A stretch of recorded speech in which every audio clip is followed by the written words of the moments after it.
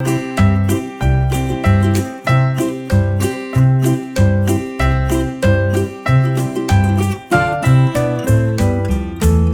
back, readers. As you know, there are many reading skills and strategies that good readers use. And today we're going to learn one more. Good readers make connections as they read. Making connections means you are reminded of something that you already know as you read. Are you wondering why we should make connections as we read? Because making connections improves your comprehension and understanding of the text. There are 3 types of connections. Let me tell you about the first one. The first connection is called text to self. Text to self. Let me give you an example of that. If you're reading a book about a family taking a trip to Grandma's and you took a trip to Grandma's, you may say something like this: "Hey, I'm making a connection. This family's taking a trip to Grandma's house. My family took a trip to our grandmother's house last Thanksgiving." That's making a connection, text to self. Or you may be reading a book about bats, and that may remind you of something that happened last summer, and you may say something like this: "Hey, I'm making a connection. Last summer, my dad and we slept outside in sleeping bags, and when it got really, really late, we saw bats flying around." That's making a connection, text to self.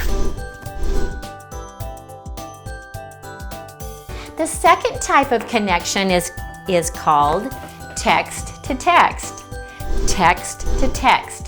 And that's when you're reading one book and it reminds you of something that you've read in another book. For example, if you're reading a book about killer whales, that may remind you of when you and your mom read a book about amazing whales. In this first book that you read, there were many types of whales talked about, and one of those types were killer whales. So as you read killer whales, you can say, "Hey, I'm making a connection." Killer whales were one of the whales that were in this book that my mom and I read, and that's making a connection, text to text.